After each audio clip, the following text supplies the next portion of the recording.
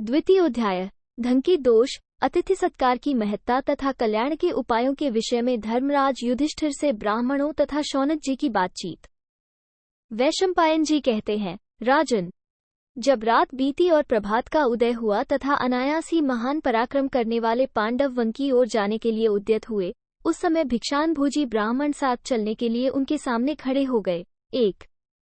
तब कुंती पुत्र राजा युधिष्ठिर ने उनसे कहा, ब्राह्मणों, हमारा राज्य, लक्ष्मी और सर्वस्व जुए में हरण कर लिया गया है। हम फल, मूल तथा अन्न के आहार पर रहने का निश्चय करके दुखी होकर वन में जा रहे हैं। वन में बहुत से दोष हैं। वहां सर्प, बिच्छू आदि असंख्य भयंकर जंतु हैं।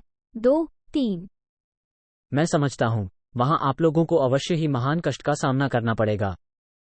ब्राह्मणों को दिया हुआ क्लेश तो देवताओं का भी विनाश कर सकता है, फिर मेरी तो बात ही क्या है।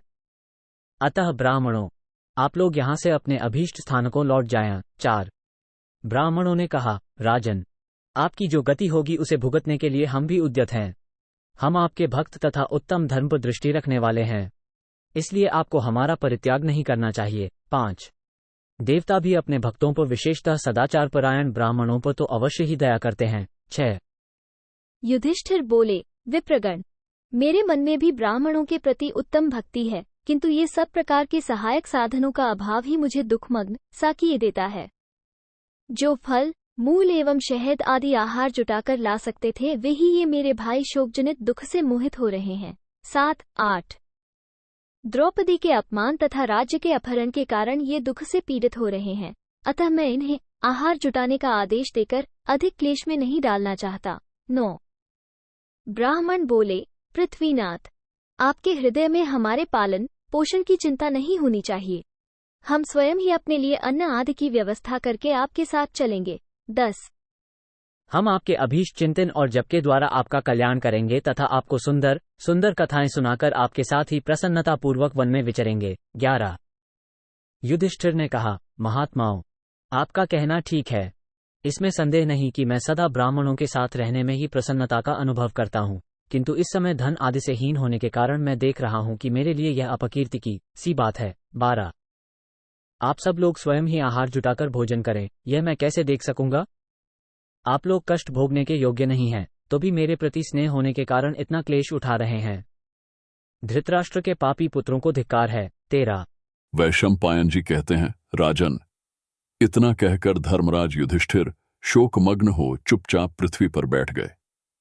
उस समय अध्यात्म विषय में रथ अर्थात परमात्म चिंतन में तत्पर विद्वान ब्राह्मण शौनक ने, जो कर्म योग और सांख्य योग दोनों ही निष्ठाओं के विचार में प्रवीण थे, राजा से इस प्रकार कहा, शोक के सहस्रों और भय के सैकड़ों स्थान हैं। वे मूढ़ मनुष्य पर प्रतिदिन अपना प्रभाव डालते हैं, परंतु ज्ञानी पुरुष पर वे प्रभाव नहीं डाल सकते। 16 अनेक दोषों से युक्त ज्ञान विरुद्ध एवं कल्याण नाशक कर्मों में आप जैसे ज्ञानवान पुरुष नहीं फंसते हैं। 17 राजन, योग के 8 अंग यम, नियम, आसन, प्राणायाम, प्रत्याहार, धारणा, ध्यान और समाधि से संपन्न, समस्त अमंगलों का नाश करने वाली तथा श्रुतियों और स्मृतियों के स्वाध्याय से भलीभांति दृढ़ की हुई जो उत्तम बुद्धि कही गई है, वो आप में स्थित है। 18 अर्थसंकट, दुस्तर दुख तथा स्वजनों पर आई हुई विपत्तियों में आप जैसे ज्ञानी शारीरिक और मानसिक दुखों से पीड़ित नहीं होते। 19 पूर्व काल में महात्मा राजा जनक ने अंतःकरण को स्थिर करने वाले कुछ श्लोकों का गान किया था। मैं उन श्लोकों का वर्णन करता हूं, आप सुनिए। 20 सारा जगत मानसिक और शारीरिक दुखों से पीड़ित है। उन दोनों प्रकार के दुखों की शांति का यह उपाय संक्षेप और विस्तार से सुनिए। 21 रोग, अप्रिय घटनाओं की प्राप्ति, अधिक परिश्रम तथा प्रिय वस्तुओं का वियोग, इन 4 कारणों से शारीरिक दुख प्राप्त होता है। 22 समय पर इन 4 कारणों का प्रतिकार करना एवं कभी भी उसका चिंतन न करना, ये 2 क्रिया योग दुख निवारक उपाय हैं। इन्हीं से आदि व्याधि की शांति होती है। 23 अतः बुद्धिमान तथा विद्वान पुरुष प्रिय वचन बोलकर तथा हितकर भोगों की प्राप्ति कराकर पहले मनुष्यों के मानसिक दुखों का ही निवारण किया करते हैं। 24 क्योंकि मन में दुख होने पर शरीर भी संतप्त होने लगता है, ठीक वैसे ही जैसे तपाया हुआ लोहे का गोला डाल देने पर घड़े में रखा हुआ शीतल जल भी गर्म हो जाता है। 25 इसलिए जल से अग्नि को शांत करने की भांति ज्ञान के द्वारा मानसिक दुख को शांत करना चाहिए। मन का दुख मिट जाने पर मनुष्य के शरीर का दुख भी दूर हो जाता है। 26। मन के दुख का मूल कारण क्या है?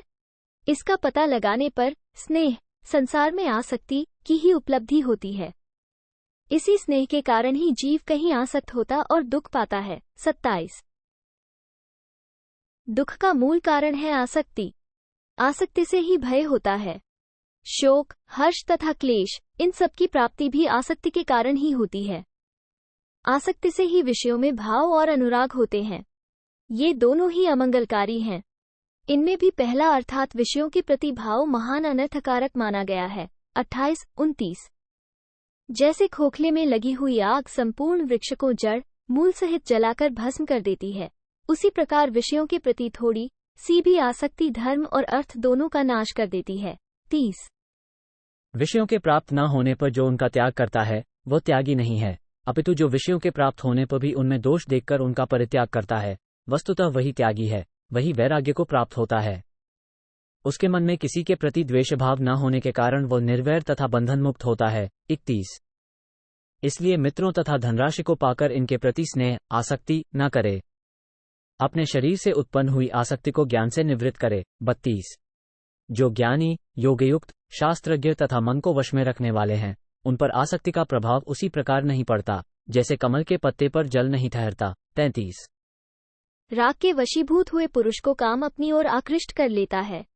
फिर उसके मन में कामभोग की इच्छा जाग उठती है। तत्पश्चात तृष्णा बढ़ने लगती है। तृष्णा सबसे बढ़कर पापिष्ट, पाप में प्रवृत्त करने वाली तथा नित्य उद्वेग करने वाली बताई गई है। उसके द्वारा प्रायः अधर्म ही होता है। वह अत्यंत भयंकर पापाबंधन में डालने वाली है। 34, 35। खोटी बुद्धि वाले मनुष्यों के लिए जिसे त्यागना अत्यंत कठिन है, जो शरीर की जरा से जीर्ण हो जाने पर भी स्वयं जीर्ण नहीं होती तथा जिसे प्राणनाशक रोग बताया गया है, उस तृष्णा को जो त्याग देता है उसी को सुख मिलता है। 36। ये तृष्णा यद्यपि मनुष्यों के शरीर के भीतर ही रहती है, तो भी इसका कहीं आदि अंत नहीं है। लोहे के पिंड की आग के समान ये तृष्णा प्राणियों का विनाश कर देती है। 37। जैसे काष्ठ अपने से ही उत्पन्न हुई आग से जलकर भस्म हो जाता है, उसी प्रकार जिसका मन वश में नहीं है, वो मनुष्य अपने शरीर के साथ उत्पन्न हुए लोभ के द्वारा स्वयं नष्ट हो जाता है। 38। धनवान मनुष्यों को राजा, जल, अग्निचोर तथा स्वजनों से भी सदा उसी प्रकार भय बना रहता है जैसे सब प्राणियों को मृत्यु से। 28। जैसे मांस के टुकड़े को आकाश में पक्षी, पृथ्वी पर हिंस्र जंतु तथा जल में मछलियां खा जाती हैं, उसी प्रकार धनवान पुरुष को सब लोग सर्वत्र नोचते रहते हैं। 40। कितने ही मनुष्यों के लिए अर्थ ही अनर्थ का कारण बन जाता है, क्योंकि अर्थ द्वारा सिद्ध होने वाले श्रेय, सांसारिक भोग में आसक्त मनुष्य वास्तविक कल्याण को नहीं प्राप्त होता। 41। इसीलिए धन प्राप्ति के सभी उपाय मन में मोह बढ़ाने वाले हैं। कृपणता, घमंड, अभिमान, भय और उद्वेग, इन्हें विद्वानों ने देहधारियों के लिए धन जनित दुख माना है। धन के उपार्जन, संरक्षण तथा व्यय में मनुष्य महान दुख सहन करते हैं और धन के ही कारण एक दूसरे को मार डालते हैं। धन को त्यागने में भी महान दुख होता है, और यदि उसकी रक्षा की जाए तो वह शत्रु का सा काम करता है। धन के लोभ से मनुष्य धन के रक्षक की हत्या कर डालते हैं। 42, 34। धन की प्राप्ति भी दुख से ही होती है, इसलिए उसका चिंतन न करे, क्योंकि धन की चिंता करना अपना नाश करना है। मूर्ख मनुष्य सदा असंतुष्ट रहते हैं और विद्वान पुरुष संतुष्ट। 45। धन की प्यास कभी बुझती नहीं है, अतः संतोष ही परम सुख है। इसीलिए ज्ञानी जन संतोष को ही सबसे उत्तम समझते हैं। 46। यौवन, रूप, जीवन, रत्नों का संग्रह, ऐश्वर्य तथा प्रियजनों का एकत्र निवास, ये सभी अनित्य हैं, अतः विद्वान पुरुष उनकी अभिलाषा न करे। 47। इसलिए धन संग्रह का त्याग करे और उसके त्याग से जो क्लेश हो उसे धैर्यपूर्वक सह ले। जिनके पास धन का संग्रह है, ऐसा कोई भी मनुष्य उपद्रव रहित नहीं देखा जाता। अतः धर्मात्मा पुरुष उसी धन की प्रशंसा करते हैं जो दैवेच्छा से न्यायपूर्वक स्वतः प्राप्त हो गया हो। 48। जो धर्म करने के लिए धनोपार्जन की इच्छा करता है, उसका धन की इच्छा न करना ही अच्छा है। कीचड़ लगाकर धोने की अपेक्षा मनुष्यों के लिए उसका स्पर्श न करना ही श्रेष्ठ है। 49। युधिष्ठिर, इस प्रकार आपके लिए किसी भी वस्तु की अभिलाषा करनी उचित नहीं है। यदि आपको धर्म से ही प्रयोजन हो तो धन की इच्छा का सर्वथा त्याग कर दें। 50। युधिष्ठिर ने कहा, ब्रह्म, मैं जो धन चाहता हूं वो इसलिए नहीं कि मुझे धन संबंधी भोग भोगने की इच्छा है। मैं तो ब्राह्मणों के भरण पोषण के लिए ही धन की इच्छा रखता हूं, लोभवश नहीं। 51। विप्रवर, गृहस्थ आश्रम में रहने वाला मेरे जैसा पुरुष अपने अनुयायियों का भरण पोषण भी न करे, ये कैसे उचित हो सकता है। 52। गृहस्थ के भोजन में देवता, पितर, मनुष्य एवं समस्त प्राणियों का हिस्सा देखा जाता है।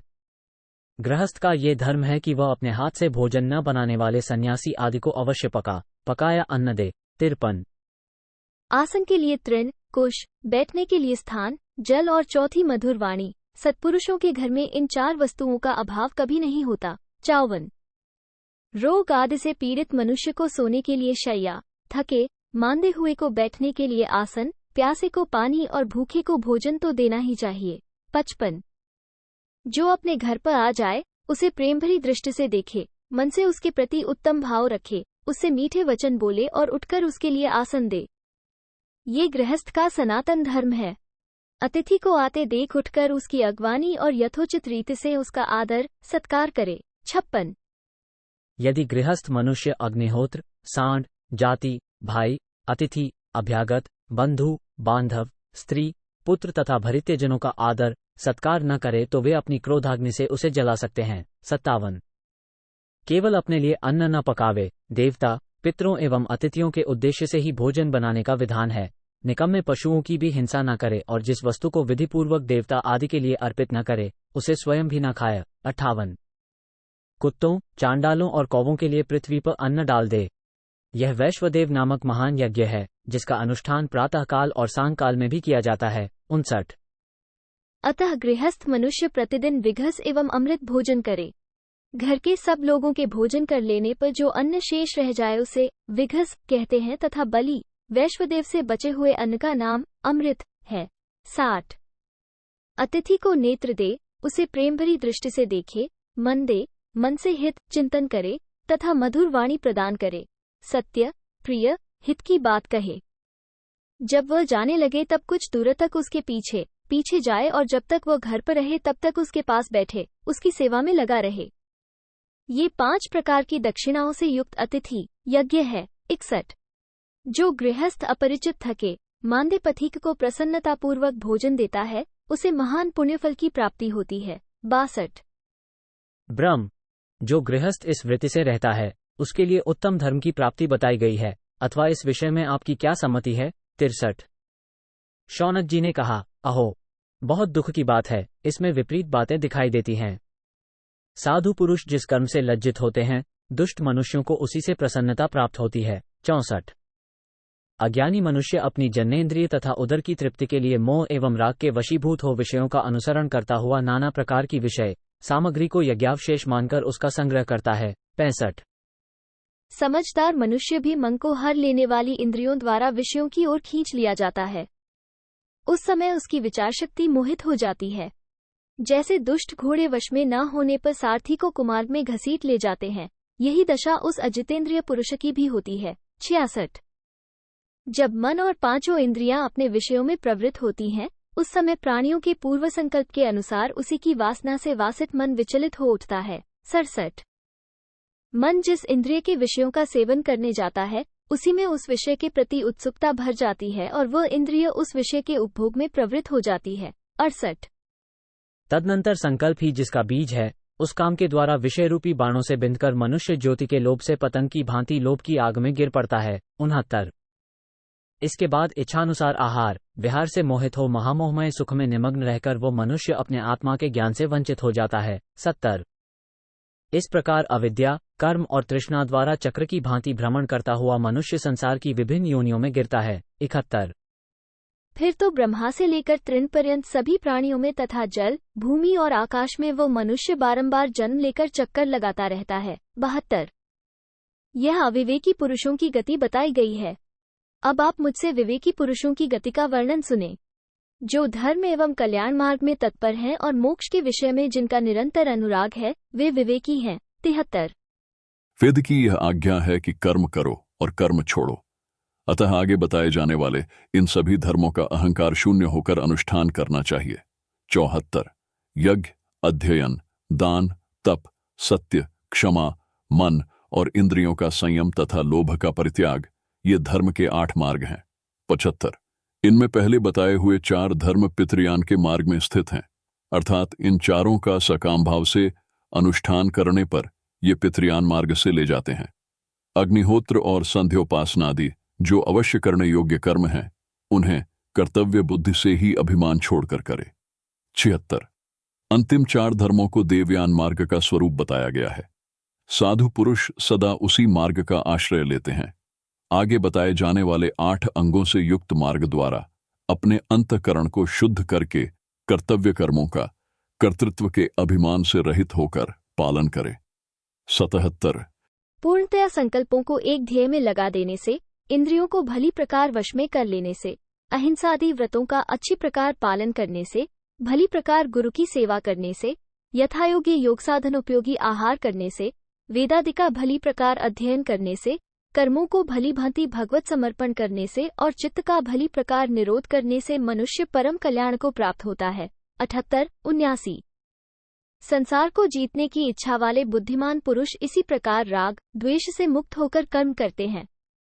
इन्हीं नियमों के पालन से देवता लोग ऐश्वर्य को प्राप्त हुए हैं। 80 रुद्र, साध्य, आदित्य, वसु तथा दोनों अश्विनी कुमार योगजनित ऐश्वर्य से युक्त होकर इन प्रजाजनों का धारण पोषण करते हैं। 81 कुंती नंदन, इसी प्रकार आप भी मन और इंद्रियों को भली भांति वश में करके तपस्या द्वारा सिद्धि तथा योगजनित ऐश्वर्य प्राप्त करने की चेष्टा कीजिए। 82 यज्ञ, युद्धादि कर्मों से प्राप्त होने वाली सिद्धि पितृ मात्रमयी परलोक और इहलोक में भी लाभ पहुंचाने वाली है, जो आपको प्राप्त हो चुकी है।